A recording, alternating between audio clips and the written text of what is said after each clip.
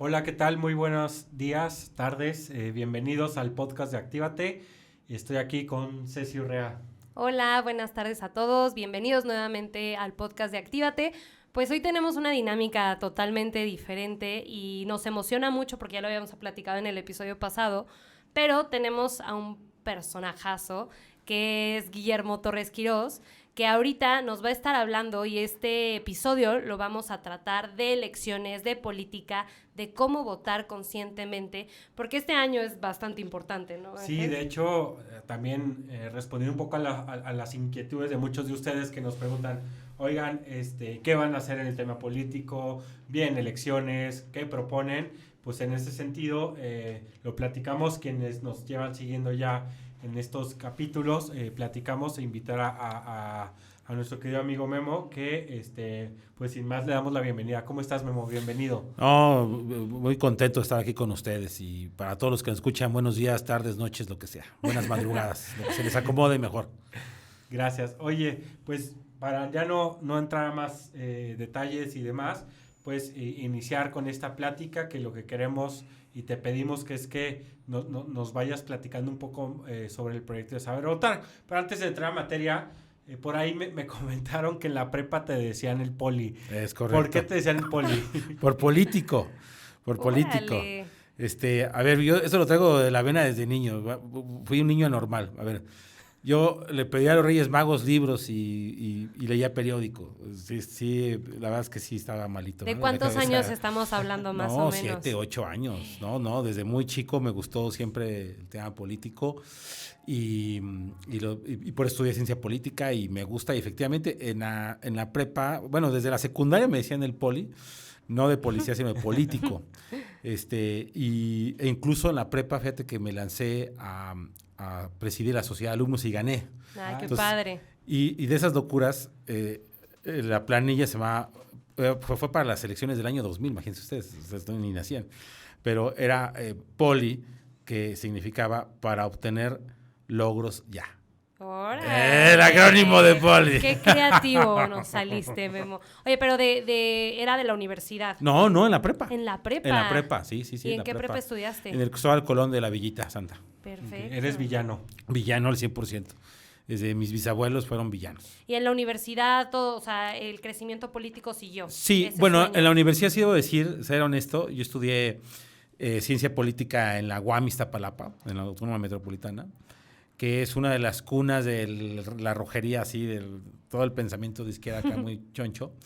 Pero yo decidí estudiar, porque también entré a la UNAM y decidí estudiar en la UAM, porque el plan de estudios me gustaba muchísimo más, porque iba mucho también al tema de, no solamente, el de la UNAM es muy práctico hacia la administración pública, y yo quería algo más, un poco en el tema teórico, pero también de la investigación, que es una de mis pasiones toda la vida. Desde niño he hecho temas de investigación, entonces me gustaba mucho el tema de investigación.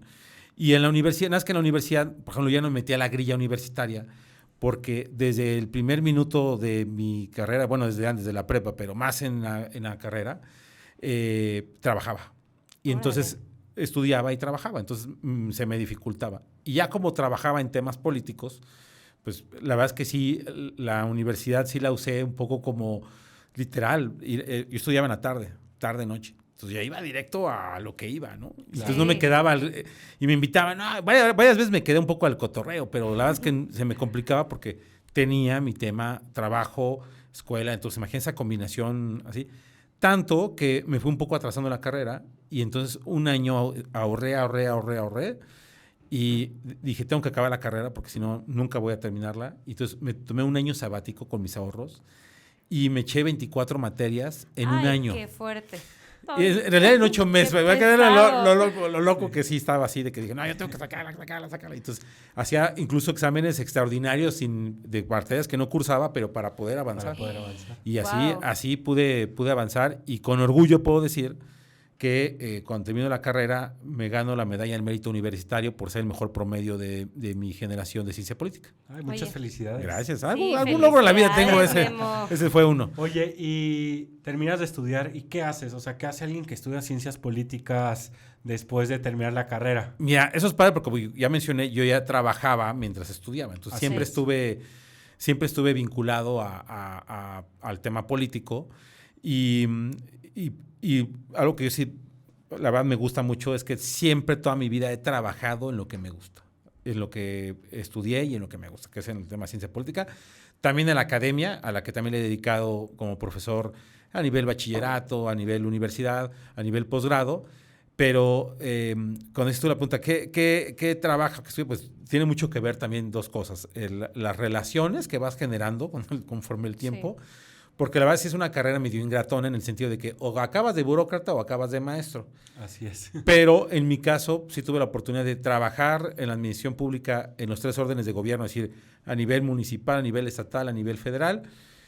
También en el Poder Legislativo local, también tuve la oportunidad de trabajar, y en investigación para órganos como la CNDH, por ejemplo, que hice estudios e investigaciones. Entonces, todo eso, de alguna manera, pues me hizo que siempre estuviera vinculado, que nunca tuviera una vinculación.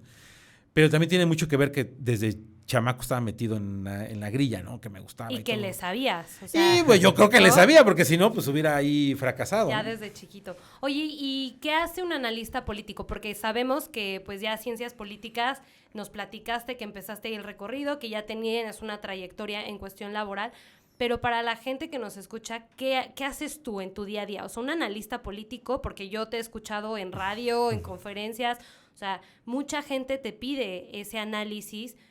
¿Qué hace ese analista político? ¿Por qué es tan importante un analista político ahorita? Bueno, es buena pregunta, porque a veces yo me pregunto qué hace un analista político. ¿Qué hago yo? ¿Qué hago yo? No, voy a contar como anécdota que un día le preguntaron a mi hijo, cuando estaba más chico, ¿en qué trabaja tu papá? Y dice, frente a la computadora.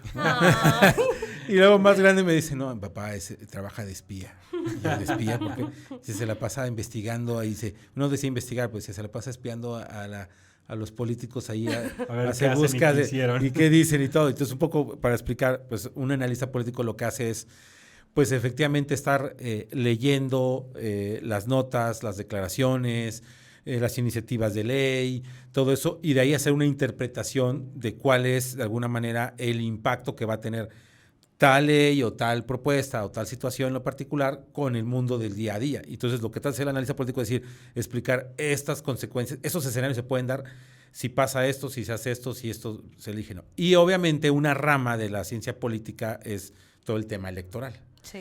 Y dentro de los politólogos, normalmente, hay como clasificaciones como en todas las carreras. Entonces están, por ejemplo, los que son los académicos, ¿no? Los que se dedican mucho a la academia. Luego están los marxistas, que se dedican a hacer según teoría y análisis de marxismo, y están los cuentavotos, los que se dedican al tema electoral. Yo soy un híbrido de todos ellos porque en todos he estado un poco participando, pero en esta parte de lo que es los famosos cuentavotos, la parte electoral, el analista político, bueno, pues en las elecciones es como su mera mata. El oro, ¿no? Claro. Aquí soy. Yo les voy a poner, por ejemplo, si uno hace el equivalente, ahora que viene el Super Bowl, el Super Bowl, el debate presidencial es el equivalente al Super Bowl, claro, por ejemplo, ¿no? Para un analista político. Claro. Y entonces, pues lo que hace uno es eso, interpretar, analizar, conocer, ver qué dice tal actor, cómo piensa, de alguna manera hacer clasificaciones, decir hacia dónde va, cómo va, las posibles consecuencias. Un poco de todo eso es lo que hace el analista político. Claro, cada uno va teniendo una especialización muy en lo particular. Habrá quien se dedique más al tema académico. Y hay otra rama, que por eso dije un poco la otra rama de la burocracia, ¿no? Los que sí, por ejemplo, en la UNAM es ciencia política y administración pública, en algunos lugares administración pública. Entonces se dedica un poco más a todo ese tema de generación de políticas públicas, toda la cuestión que tiene que ver con la administración, digamos ahora sí, del poder público, por llamarlo así, ¿no? Pero no necesariamente el politólogo o el que estudia ciencia política se va a dedicar a ser candidato o a ser político, sino habrá algunos, pero la gran mayoría de nuestros políticos suelen no venir de la ciencia política, sino suelen venir de otras cosas, como del derecho, o suelen venir de la admisión de empresas porque eran un empresario y los jalaron para ser candidatos, o etc., ¿no? Un liderazgo social. Ahorita ya vemos que hay de todo, ¿no? O sea, justamente ya platicando y entrando en materia, eres el director de una plataforma que da esta conciencia y análisis al voto, que es saber votar, ¿no?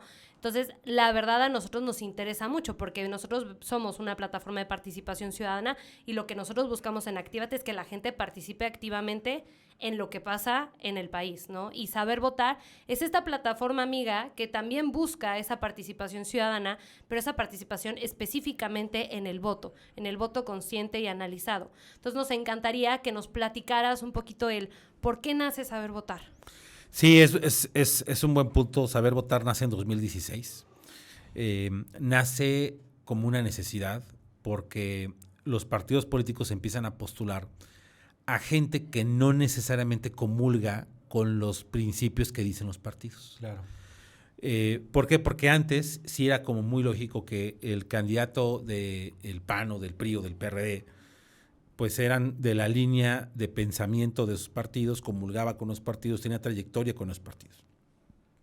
Cuando vemos la alternancia en el poder en el año 2000, vemos que muchos políticos que, por ejemplo, venían del viejo sistema del PRI se pasan al PAN y vemos, empezamos a ver ya gente... Movimiento, ¿no? Movimiento de gente, y vemos, por ejemplo, dentro de la propia izquierda, que también algunos se van, se mueven, etcétera. Entonces, ¿qué pasa? Que a mí en lo particular mucha gente empieza a preguntar, oye, ¿por quién voto? Porque es que el candidato de este partido pues no comulga, así como que me causa ruido este candidato que pues no piensa como este partido y este otro pues piensa más como yo, pero no piensa, pero no comulgo con el partido. Entonces empezó a darse esa como duda de que existía. Sí, porque antes la gente se iba específicamente por el partido, Sí, más claro, que por la persona. Más que por la persona, sí. Y ahorita que estás hablando, o sea, ya la gente empieza a ser de manera burda como chapulines, ¿no? O sea, que empiezan a saltar de partidos y la gente empieza a confundirse y aparte, por eso pide una explicación. Empieza a darse una cosa en México que a partir de que se empieza a dar las alternas de poder, a partir de que nuestra democracia en México es muy, muy reciente. Es más, si yo lo pusiera, es como un adolescente, ¿no? Okay. Entonces... como nosotros, sí. Todavía. No, ustedes son pubertos. Es distinto. No, como un adolescente que va a entrar a la juventud, ¿no? Está así como que en el momento de los 16, 17 años, que está ahí viendo qué va a ser de su futuro y hasta por ver qué va a dar el siguiente paso. Y así es nuestra democracia. Sí, realmente tenemos poco como un país con un sistema democrático y efectivo. Entonces, cuando la gente, pues sí tenía una identidad partidista muy clásica, y la gente se sentía identificada por ese partido y no te preocupaba el candidato porque decías, va a ser fiel o va a ir comulgando en ese. Sí, la famosa línea política, ¿no? Así es. Y yo lo he dicho muchas veces, así, la gente, el que era panista de hueso azul, el priista de hueso colorado y el perreísta. Sí, había una entidad. Pero cuando empiezan a darse triunfos de la propia oposición, en ese momento la oposición a el PRI, estamos hablando de mediados de la década de los 90, finales de la década de los 90, cuando se da la primera alternancia, o sea, cuando el Congreso por primera vez no tiene mayoría de nadie, y entonces empieza como que a modificarse mucho el esquema, la gente se da cuenta que tiene que diferenciar por quién votar.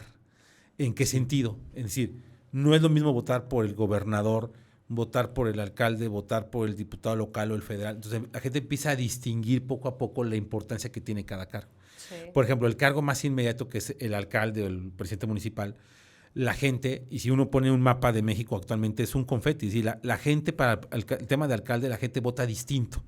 ¿Por qué? Porque el alcalde es el que te recoge la basura, el que te pone el alumbrado público. Es el más cercano. Es el más cercano. Entonces ya piensas en eso. Entonces regresando al origen de Saber Votar, es 2016, viene el asunto, empiezan a preguntarme, oye, y al mismo tiempo me busca Rubén Rebolledo, que es el director de comunicación de Red Familia, y me dice, oye, Memo, fíjate que queremos hacer pues una guía para que la gente vote.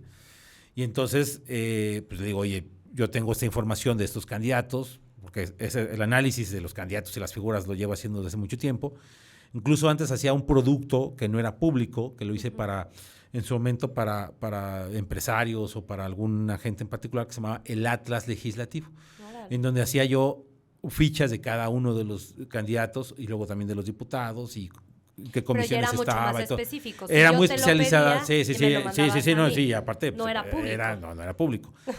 Entonces de ahí surge la idea de, oye, vamos a hacer esta plataforma. Y si tú ves la primera versión de Saber Votar, híjole, está muy rudimentaria. Porque aparte, teníamos temas de agenda que sí consideramos nosotros que eran temas de agenda muy particulares. El derecho a la vida, a la familia, a las libertades fundamentales. Pues eran los temas que poníamos un poco al inicio de evaluación. Y en un sentido de semáforo, poníamos el comparativo y entonces la gente empezaba a decir, mira, este comulga más conmigo, ¿no? Y demás. Y eso cada vez fue evolucionando el sistema de la propia plataforma. No solamente... El día de hoy analizan 10 temas, ¿no? En Saber Votar. 10 temas. Hoy en día manejamos 10 temas de agenda que se engloban en preguntas específicas con respuestas binarias, porque también nos dimos cuenta de eso. Hacíamos una investigación, ¿no? Entonces decíamos, fulanito le ponemos rojo en tal tema. Y entonces, de forma natural, hacíamos la investigación y pues el candidato te decía, oye, ¿por qué me pone rojo? Bueno, es que usted resulta que dijo esto. Y entonces aquí están las pruebas de que usted dijo esto. Y entonces decía, oye, pues dame la oportunidad de responder yo directamente a los cuestionarios. Órale, va. Entonces empezamos con la dinámica actual de hacer un cuestionario vinculado a esos 10 temas.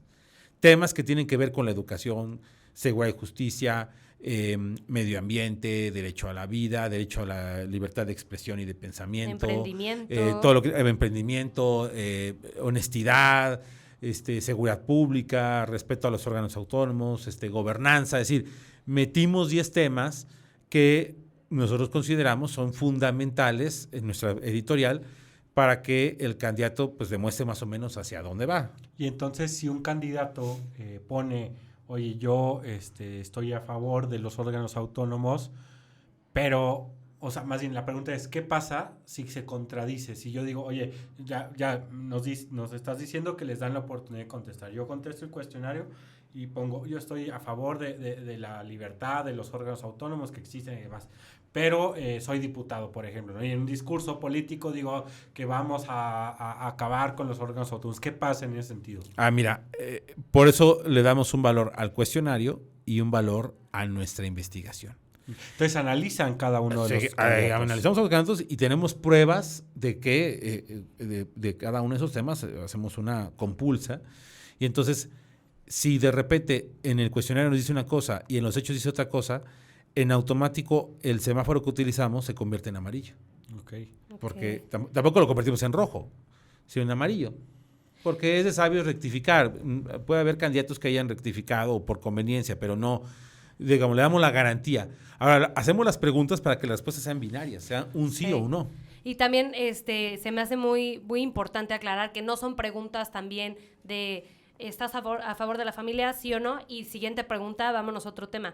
Lo que yo tengo entendido es que son varias preguntas sobre el mismo tema, que la verdad el candidato, o sea, no son tan fáciles de que estás a favor de la vida, sí o no, sino que sí te ponen a pensar y a analizar esa pregunta para contestar de la forma correcta. Entonces ha pasado, y nos los puedes platicar, chance, en algunos ejemplos, donde 3 de la temática de familia, 2 las contestó que no estaba a favor de que la familia fuera el sustento o la empresa más importante de la sociedad, y 1 dijo que sí. Entonces también eso ayuda a que ese cuestionario es muy especializado y también no es como papa, ¿no? La verdad es que se ha generado un sistemita. Ahí sí debo darle su lugar a Raimundo Guido, que es el que está atrás de toda la página de todo lo que ha creado. Se ha creado un sistema junto con Cristian Vega, que también es el otro genio que está atrás de todo esto. Entonces han generado un sistema para que tenga una puntuación y entonces efectivamente no son preguntas muy sencillas, sino son preguntas que la respuesta compromete con el sí o el no. Porque nos han dicho, mejor abierta, y les contestamos, ya sabemos lo que nos van a decir, y nadie va a leer eso. Sí. Sino lo que está hecho de tal manera el sistema que la puntuación, termine determinando, se hace todo un sistema para que a lo mejor no una pregunta le afecte totalmente al candidato, sino que se va haciendo una compulsa, digamos, un poco en el tema de resultados, porque hay preguntas con un poquito más de peso que otras. Y hay preguntas que no les hacemos porque son de investigación directa. Por ejemplo, el tema de si no son deudores alimenticios, si no hay un proceso judicial contra ellos. Les preguntamos, pero las ponemos ahí separadas porque es parte de todo un proceso de investigación. Claro. Sí. Oye, y entrando en otro punto sobre Saber Votar, ¿Sirve de algo que se haga todo este análisis y que la gente pueda acceder? ¿Y para qué sirve esto? O sea, fíjate que eso es algo que siempre en cada elección a mí me gusta, cuando es de evaluación, un poco analizar, ¿no? De si sirve o no sirve. Y fíjate que sí hemos encontrado que sirve porque mucha gente no conoce a sus candidatos, a diputados locales, a diputados federales, incluso a veces ni a senador. Tal vez gobernador y presidente es más fácil que sepan, a veces alcalde también un poquito más, pero la gente no conoce a los candidatos. Y entonces nosotros tenemos algo que, digamos, un plus de nuestra plataforma, y es que tenemos los candidatos locales y federales en el mismo sitio. okay. Y la gente puede consultar lo federal y lo local. O sea, si yo entro y pongo que soy de Ciudad de México, de Benito Juárez, me va a aparecer quiénes son los candidatos locales y los federales. Es correcto, Okay. te va a aparecer exactamente quiénes son y demás, que aparte aquí hay un punto central de las cosas que tenemos muy particulares de la página, la geolocalización. Tenemos este sistema de geolocalización que la gente desde su celular, la gente no sabe su sección electoral, que son 4 numeritos, es muy difícil saberlo. Es como cuando te piden el número de tarjeta, ¿no? Que dices, chin, ¿dónde tengo la tarjeta? Claro, en la bolsa. Y entonces nosotros, eso fue de las cosas que se han ido evolucionando.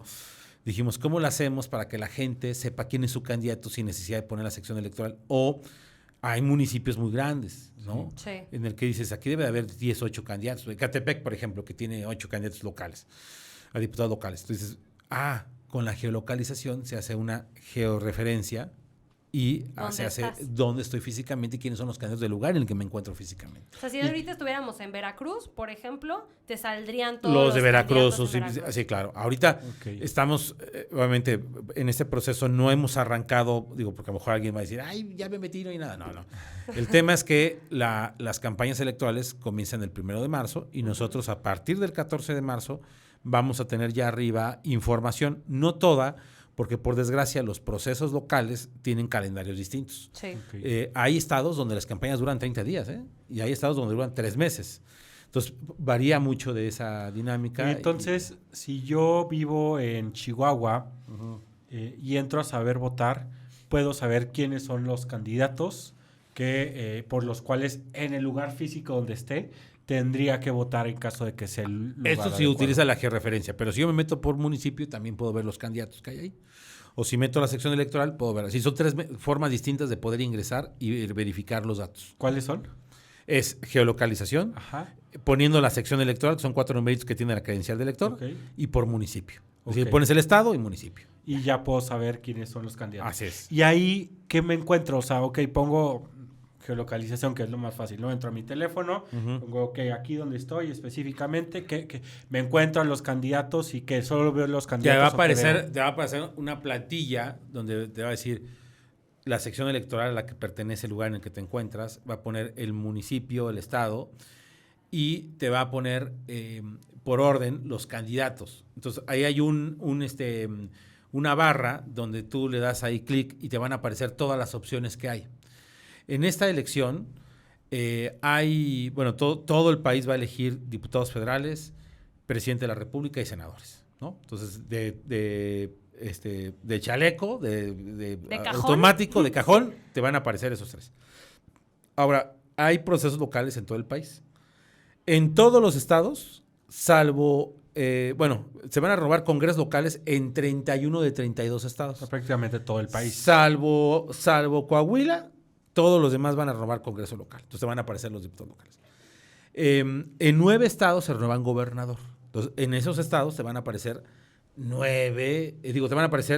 las opciones de gobernador. Estamos hablando de Morelos, estamos hablando de Ciudad de México, Puebla, Veracruz, Tabasco, etc.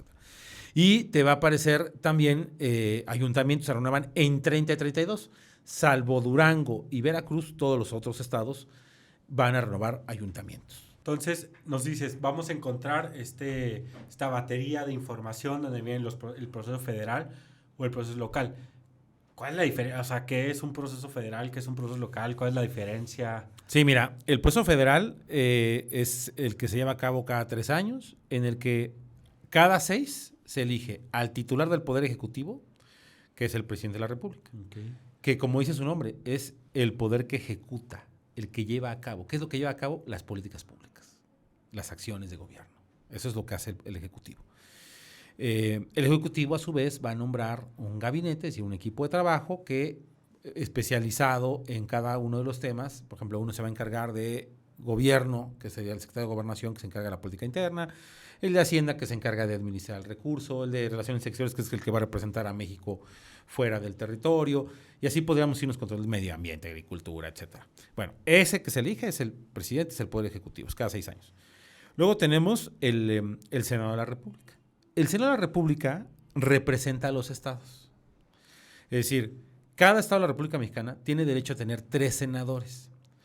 2 de mayoría relativa, es decir, 2 electos de forma por el voto directo, y un tercero que es la primera minoría, es decir, el segundo lugar mejor calificado en votos entra. Por eso ustedes van a escuchar y ver en las campañas que dice primera fórmula, segunda fórmula. Es decir, se refiere a que todos los partidos o alianzas postulan a 2 fórmulas. El que encabeza la primera fórmula y queda en segundo lugar en el estado entra como primera minoría. Okay. Y aparte tenemos algo que se inventaron una vez nuestros legisladores, de 32 senadores de representación proporcional, llamados pluris. Que ojo, aquí hay una trampa, porque la gente dice, yo no voto por los pluris. No. En la boleta electoral, en la parte de atrás, si alguna vez te has puesto a ver, no sé, ¿qué has visto que hay ahí en la vuelta de atrás? Sí, nombres. Nombres. Esas son las listas de los plurinominales. Son los candidatos que cada partido postula, que en teoría representan a los propios partidos. ¿Por qué? Porque la representación proporcional es la representación de las minorías. Es decir, los que no obtuvieron triunfos, pero sacaron un porcentaje de votación que representa a la población y dices, ese tiene derecho a tener un espacio, esa representación. Entonces, regresando, se elige el Senado. ¿El Senado qué hace? El Senado, estos 128 senadores que tenemos, su función es, obviamente también es parte del poder legislativo, nada más que ellos representan a las entidades, a los estados, y tienen algunas facultades muy particulares, principalmente ver todo lo que tiene que ver con política exterior. Okay. Ratifican nombramientos de embajadores, de titular de relaciones exteriores, tienen que ver con muchos de ese tipo de cosas. Y aparte, tienen algunas otras facultades interesantes. Por ejemplo, ellos son los que tienen que aprobar dentro de una terna que manda el presidente a los ministros de la Corte. Que ya tuvimos el primer caso en la historia de México, que el presidente mandó 2 veces una terna, el Senado dijo por mayoría calificada, es decir, por 2/3 partes, dijeron no queremos esa terna, y entonces el presidente le dio derecho a él automáticamente a hacer nombramiento de ministro. Sí. Pero ¿quién hace esa votación? El Senado. ¿Qué otra también tiene particular el Senado? La elección del Ombudsman Nacional, el titular de la Comisión Nacional de Derechos Humanos.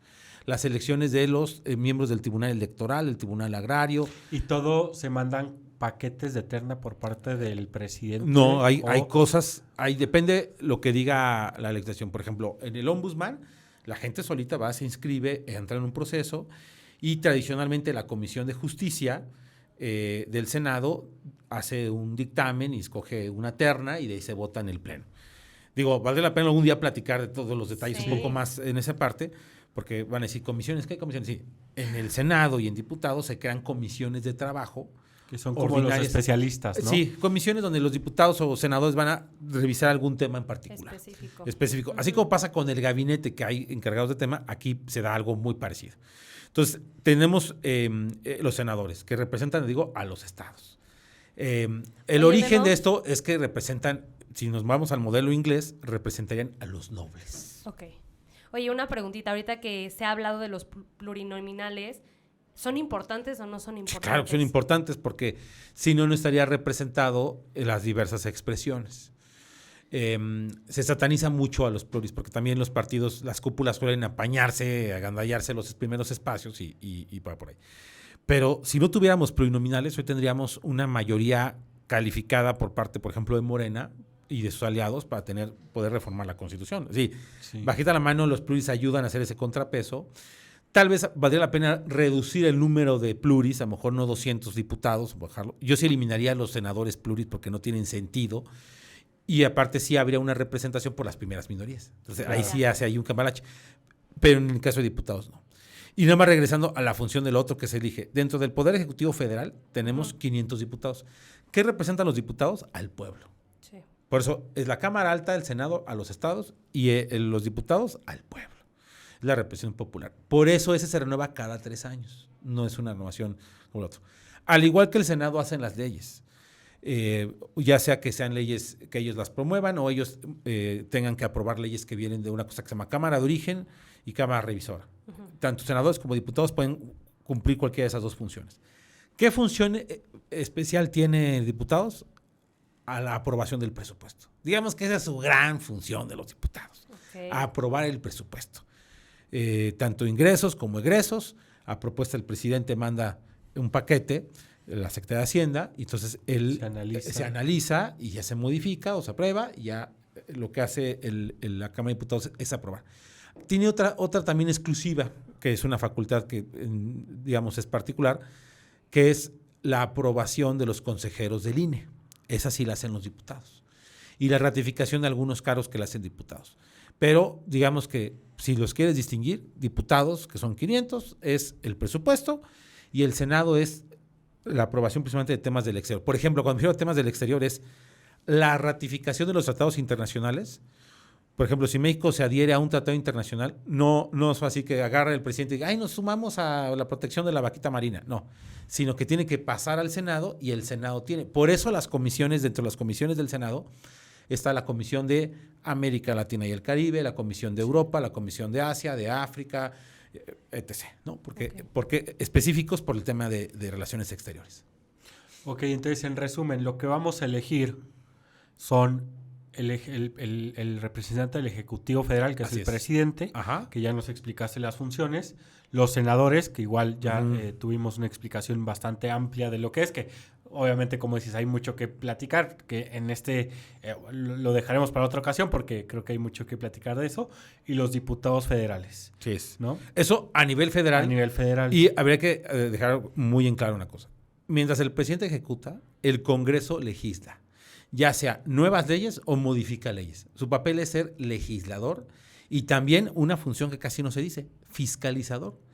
Hay un órgano dentro de los diputados que se llama, hay un órgano que depende de los diputados, que es otra función que tiene que ver con todo el tema del presupuestal, que es la Auditoría Superior de la Federación, que es electa, es otra de las funciones exclusivas que tiene, elegir al presidente y los miembros de la auditoría. Y entonces, en teoría, esa función que tiene el legislador hace eso. Digamos que eso es a nivel federal, pero si tú me preguntas a la gente, ¿por qué tenemos que votar por diputados, por senadores? Porque hacen las leyes, papá, así de sencillo, ¿no? Ahora, a nivel local, hay otros 3 cargos, que es gobernador, que es lo mismo que hace el presidente, ahora a nivel local, a nivel estado, lo hace, es el ejecutivo. Luego tenemos el poder legislativo local, que lo hace igual que el federal, hacer las leyes, solamente que se determina en el estado. Y ese funciona igual que el poder legislativo federal, es decir, tiene plurinominales, tiene mayoría, tiene comisiones, etc. Y por último tenemos los alcaldes, que sería, digamos, el equivalente al presidente y el gobernador, pero en el municipio. Que como mencionabas hace rato, es el más cercano a la sociedad. Y por eso hablamos de, ustedes han escuchado que dicen, los 3 niveles de gobierno. No son 3 niveles, son 3 órdenes de gobierno, porque no está uno por encima del otro. La Constitución es clara, cada uno tiene un orden. El orden municipal, ¿qué es lo que ve? Lo de la vida diaria, ya dijimos, el que recoge la basura, el alumbrado público, la banqueta, el policía de la calle, el que te cuida, todas esas funciones fundamentales de gobierno las hace. Es más, podemos decir que el alcalde o el presidente municipal es un gerente de servicios. Okay. El gobernador tiene que ver con cuestiones a nivel estado, que tienen que ver con responsabilidades, principalmente, por ejemplo, la ejerción de un presupuesto estatal, de leyes estatales, como por ejemplo los impuestos, ¿no? Si se dan cuenta, por ejemplo, no es lo mismo por ejemplo, la cuestión de las leyes de verificación vehicular en la Ciudad de México que en Morelos o que en el Estado de México, etcétera, son reglas distintas, etcétera. Todo eso el Estado se encarga de revisar y hacer políticas públicas con efecto estatal. El federal hace con efecto nacional, el estatal con todo eso. Y esas, digamos, que son para distinguir esas funciones. Claro, nada más para rematar el tema del alcalde, tiene una cosa que se llama cabildo, que es el equivalente a un mini congresito, por llamarlo así, que es un mini congreso del municipio que también ve los temas en particulares del municipio y funcionan como, es un cabildo, funcionan como un pequeño congreso y tienen ciertas cosas que aprobar, presupuesto local del municipio, etcétera, y demás. Entonces, ¿y quiénes integran los cabildos? Los regidores. Y en algunos lugares está la función del síndico, que es como un estilo de secretario técnico del cabildo, por llamarlo así. Oye, pues luego vamos a hacer un mapa ahí conceptual y todo, porque son demasiados cargos Sí. que la verdad a veces es difícil como que dirigirnos, ¿no? A veces pensamos de, oye, se me fue la luz y voy a ir con el gobernador, oye, perdón, pero el gobernador no lo No va a tiene que- tratar, ¿no? así es. Entonces creo que hablar de esto nos ayuda también a entender qué es lo que, por quiénes vamos a votar, cuáles son como justamente los cargos necesarios para este año y tomar un voto consciente. Pero ya regresando a la plataforma, porque ya dimos casi Sí. un tema de historia, por así decirlo, pero en política, la plataforma es muy amigable, ¿no? La plataforma lo que busca es que la gente tome un voto consciente y analizado.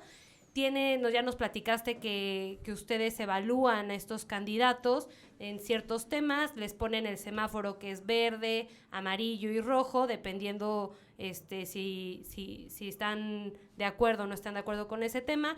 También nos platicaste que ven toda la trayectoria, entonces ponen ahí información, redes sociales, videos. O sea, tenemos como que de una forma muy sencilla, metiéndonos a nuestro teléfono, casi, por así decirlo, estoqueando a los candidatos, ¿no? Los podemos ya conocer de forma muy palpable. Mi pregunta aquí es, ¿cómo yo como ciudadana no conozco Saber Votar? ¿Cómo entro? ¿Me tengo que registrar? ¿Necesito meter datos personales? ¿Cómo la gente puede entrar a Saber Votar? Primero, o sea, realmente cómo lo buscamos y cómo funciona, qué tenemos que nosotros poner. Sí, muy buen punto, Ceci, porque Saber Votar tiene, por un lado, bueno, lo puedes buscar en cualquier buscador, Google o lo que tú quieras, le pones Saber Votar y te va a aparecer en automático Saber Votar. Y no necesitas meter algún dato en particular, no tienes que suscribirte. Claro, hacemos la invitación para que te suscribas y llenes tus datos si quieres una información extra, eso sí hacemos. ¿Qué información extra nos Por pueden ejemplo, dar? estamos elaborando boletines especiales de información electoral, algún material en exclusiva, digamos, que podamos tener. Pero es muy sencillo. En el buscador le pones Saber Votar, o si quieres en la aplicación, puedes buscar la aplicación, tanto en Android como en Apple, le pones Saber Votar y tenemos una aplicación que es la misma página, pero en aplicación. Ay, qué padre. Y así puede uno revisar en automático toda esta información. Obviamente se condiciona a celular o a tablet o a computadora de escritorio o a laptop, etcétera, se acomoda. Entonces es muy sencillo. Saber Votar, te metes y ahí te va a aparecer, conoce a tus candidatos y vas a poder ahí meter. También tenemos hoy en día noticias, análisis de algunas cosas que vamos metiendo en el día a día. Ahorita no podemos meter candidatos porque no han empezado oficialmente las campañas, pero puedes tener de alguna manera también eso. Ojo, no solamente analizamos candidatos, también analizamos plataformas de los partidos políticos. Órale. Es decir, de cada uno de los temas analizamos las plataformas, que hay quien dice, yo nunca voy a leer una plataforma. Bueno, aquí tenemos el resumen de lo que dice la plataforma sobre los temas que nosotros Hay que aprovechar revisamos. entonces. Hay que aprovechar, y porque, ojo, cada partido a nivel federal registra su plataforma, cada alianza registra su plataforma. Y aparte, a nivel local, cada partido tiene su propia plataforma. Y a esto hay que sumarle que tenemos 83 partidos locales. Wow. Entonces, bueno, pues todo ese monstruo de información, ahí la tenemos. En nuestra historia hemos hecho más de 300,000 fichas. Hemos participado en 9 procesos electorales, contando, por cierto, el que hemos podido contagiar esta plataforma y hemos podido crear, ser socios para crear Saber Votar Guatemala, Saber Votar Costa Rica, Saber Votar El Salvador. Y estamos en espera de hacer en otros países este mismo ejercicio. Entonces, es muy sencillo. En el buscador Saber Votar y ahí vas a poder encontrar la información.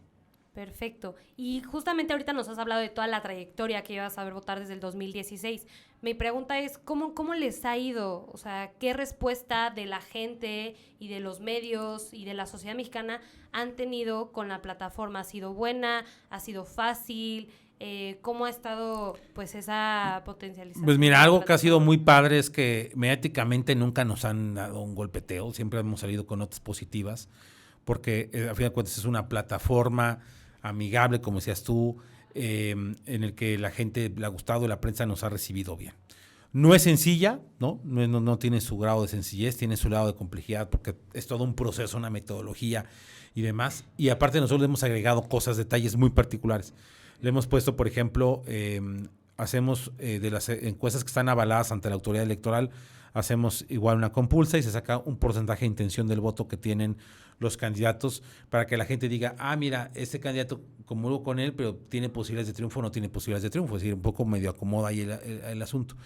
Perdón, nada más, entonces, o sea, yo entro a saber votar y ya entro, como hemos platicado, y yo voy a poder saber no solamente quién me identifico más por la forma de pensar y qué opina de los temas que me interesan, sino también si tiene posibilidades de ganar.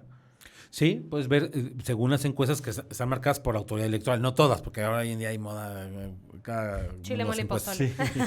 Sí, no hacemos. ¿Por qué? ¿Y por qué hacemos ese raciocinio? Nuestra votación, nuestra plataforma lo que busca es que la gente tenga un voto razonado, un voto pensado, un voto que no sea de emociones del coraje de hígado, sino sea un voto reflexionado y pensado. Entonces diga, mira, para este cargo a lo mejor voy a votar por para este cargo voy a votar por este me comulgo más con sus ideas, no comulgo con este.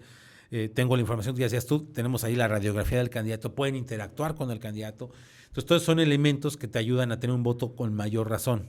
Claro. Piensa, analiza y vota, que también ese es el tema y es muy importante para nosotros, que la gente vaya a votar. Que la gente diga, hay mucha gente que dice, no, yo voy a votar porque sabemos quién va a ganar. Oye, hay otros cargos. Y si tú ves, no siempre ganan los mismos. Hay una diferencia del voto. El voto cascada ya no existe. Y ahora hay un impulso de lo que son los procesos locales. Sí. Esa es una realidad. Los procesos locales pueden voltear incluso la elección nacional. Porque voy a decir algo que, no es sorpresa para nadie, pero tenemos muy malos candidatos presidenciales y entonces no están siendo atractivos. Pero los locales pueden ser atractivos y pueden dar la vuelta. Oye, y para una persona que justo quiere... Que no esté interesado, pero nos esté escuchando en eso, dice, todos son muy malos, no sé qué le recomendarías? A todos los candidatos son muy malos, ¿qué le recomendarías a alguien que nos esté escuchando? Primero, que se metan a saber votar, que analicen, que revisen. Si no quieren por las personas, quieren ser por los partidos, está el análisis de plataformas. Si quieren ver por las personas, revisar sus trayectorias, revisar cómo piensan. Y yo les diría a las personas que cada proceso electoral es una oportunidad, porque aparte hay que verlo así, es un derecho y es una obligación que tenemos los mexicanos. México escogió el modelo democrático, es un derecho y una obligación. A veces nos ponemos, es un derecho. No, también es una obligación, es una responsabilidad. Incluso en México, constitucionalmente el voto es obligatorio, nada más que no se ponen condiciones para que la gente vaya a votar a fuerzas. No pasa como otros países como Argentina y demás, que el voto es obligatorio, si no hay sanción. No, aquí no, es obligatorio, pero es opcional, es una de esas cosas de nuestra ley. Yo le diría a todas las personas, dense la oportunidad de conocer a todos sus candidatos. De todos debe haber a alguien con quien comulgues. Y si no, piensa en contrapesos, porque no es posible que haya un solo ganador para que se lleve todo lo de la feria, ¿no? Pues tiene que haber de alguna manera una repartición. Es muy sano tener contrapesos. Porque siempre hay alguien que le gusta el poder y que se convierte en un autoritario y de autoritario a dictador. Entonces, si tú no haces algo para que existan contrapesos, pues hay gente que se va empoderando y entonces se convierten en dueños de todas las cosas. Entonces, ahí es donde tú luego te vas a quedar y decir, hubiera votado. Pues sí, pero no votaste. Entonces, ahora, si ninguno te convence, yo también se los digo a muchos, si ninguno te convence, anula tu voto, pero ve a votar. ¿Por qué? Porque aquí en México, más o menos, el 30 a 40% de la votación suele ser lo que se conoce, me duele mucho decirlo, el voto de hambre. Pero es el voto de coacción. Es decir, gente que vende su voto por una lámina, por un costal, por una despensa, etcétera, que les va a durar 15 días o les va a durar muy poquito. Y fíjate, lo que tú eliges en un día va a tener efectos para 3 años o 6 años. Sí, claro. Entonces, yo le diría a esa gente, si ustedes no votan, ese voto duro de ese voto corporativo va a tener mucho mayor impacto y mayor fuerza. Entonces, lo que tienes que hacer es votar. Hoy no crees en el sistema de partidos, anula, pero ve. Porque si no vas, le das la oportunidad a quienes están usando, haciendo tranza, maña, para que se impongan. Claro. Sí, aparte nosotros nos volvemos parte del problema, ¿no? O sea, yo creo y soy fiel creyente que si no alzamos la voz, si no somos partícipes de la política, de nuestro gobierno como ciudadanos, pues somos parte del problema que repercute. Y justamente lo que dices, o sea, puedes anular tu voto, pero también puedes exigir, porque si no volvemos, como lo comentabas, Memo, a ser utilizados. O sea, utilizados por gente que no nos está dando la fuerza y no nos está dando la voz para nosotros cambiar México. Entonces, la verdad es muy importante votar y creo que me gustaría irme por ese lado. la necesidad de participar activamente en estas elecciones, ¿no? ¿Ustedes cómo han visto la participación de la ciudadanía con saber votar? Fíjate que está padre.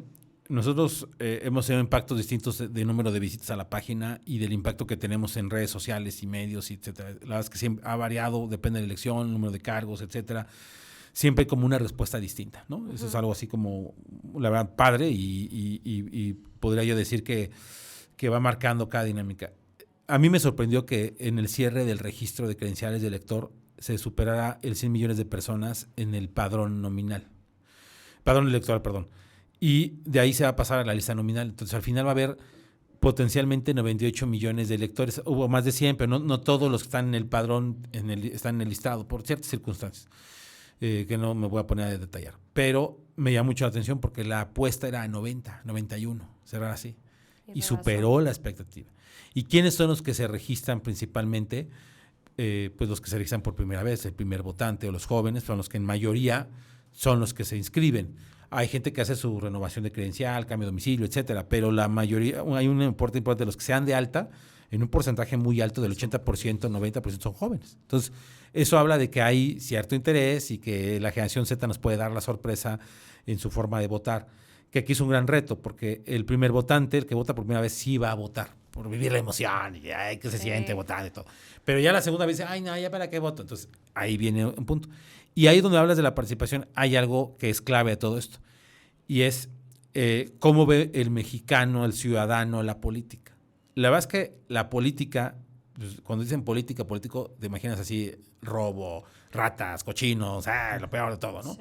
Y entonces la gente dice, es más, si te dedicas a eso, a la vuelta, ay, ya voy a meterme en la política, ay, mi hijo, ya te perdí, pues y te vamos a ir a exorcizar. Entonces, todo ese tipo de, hay un criterio. Pero, ¿por qué? Porque se ha entendido mal la definición de lo que es la política. Claro.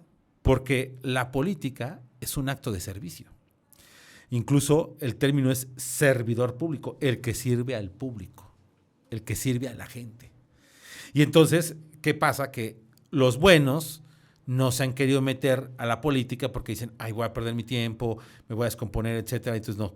¿Y quiénes se han metido? Pues los más malitos. Claro. Y por eso tenemos los gobernantes que tenemos, porque los buenos deciden, no. Entonces, ¿qué dicen los buenos? Ay, no, mejor ni voto ni participo, porque esa cosa, no. Espérense, la política es el acto de construcción del bien común y por eso es un acto de servicio la política, porque incluso si tú conocer a la gente, a quien vas a gobernar, vas a hacer acciones a su favor, acciones a favor del prójimo. Por eso la política es un gran valor. Que esté contaminada es otra historia, pero en el fondo y en la definición, la política es acto, servicio, y eso es lo que tenemos que entender. Por eso la participación no se queda solamente en el voto.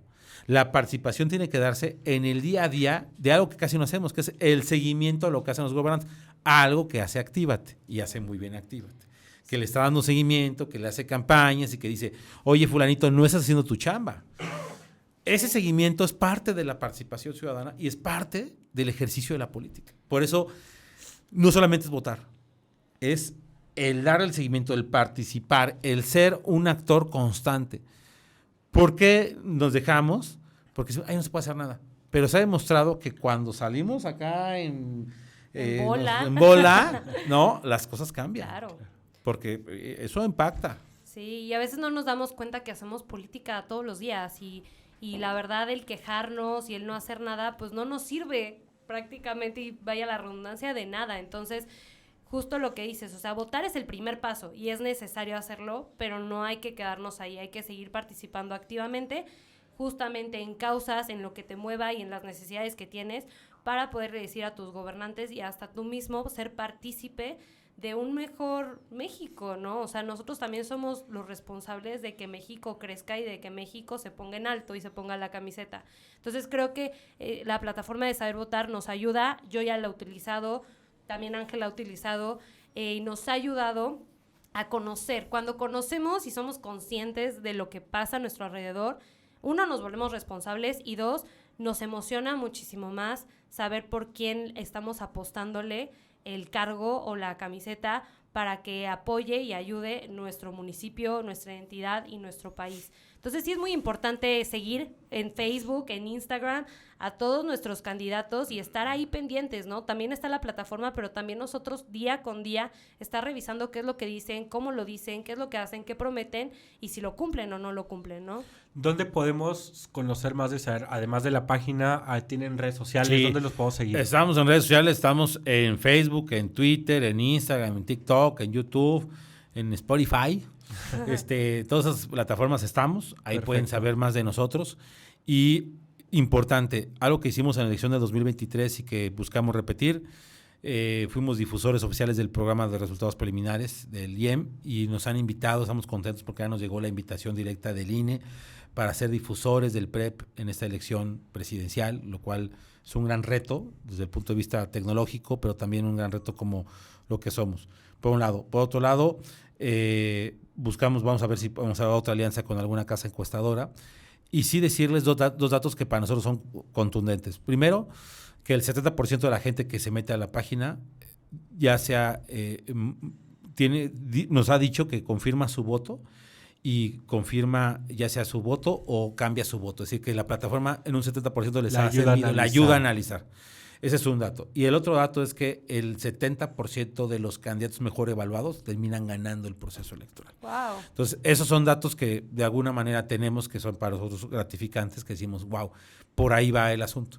Y para conocer, saber votar, bueno, no solamente eso, sino tenemos la oportunidad de participar en varios espacios como este y los invitamos a que se metan a este podcast y a otras entrevistas que nos han hecho acerca de lo que hace Saber Votar. Pues bueno, primero muchas felicidades, Memo, por todo el esfuerzo que implica todo esto, por todo el trabajo que hay detrás, por toda la gente que está colaborando en Saber Votar. La verdad es que hacen un trabajo espectacular que, como dice Ceci, yo también, al igual que ella, hemos utilizado la plataforma y nos ayuda a conocer mejor a los candidatos.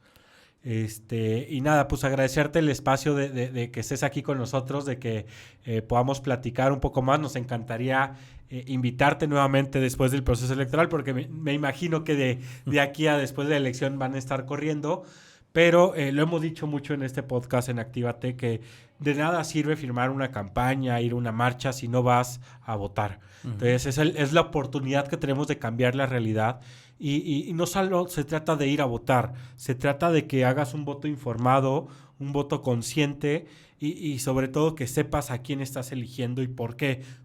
Por las razones adecuadas. A veces no nos gustan mucho los candidatos, pero es saber que estamos eligiendo y votando por una persona que ya sabemos cómo piensa y cómo va a gobernar. Por lo menos te ayuda a evitar ciertas sorpresas de, yo pensé que tal iba a ser. Pues no, ya sabías de que iba a reaccionar. O el que gana, ¿no? O sea, al final en ese comparativo que tienen en Saber Votar, nos ayuda, oye, si gana pues ya sé que piensa en A, B, C, D. Entonces, la verdad es que los invitamos a que visiten sabervotar.mx, analicen y conozcan a los candidatos. A partir del 14 de marzo. Van a estar por lo menos los candidatos a puestos federales. Y nada, muchas gracias a todos, Ceci. Sí, pues muchas gracias, Memo, por entrar aquí a este episodio donde mucha gente tenía dudas, está preocupada por el proceso electoral.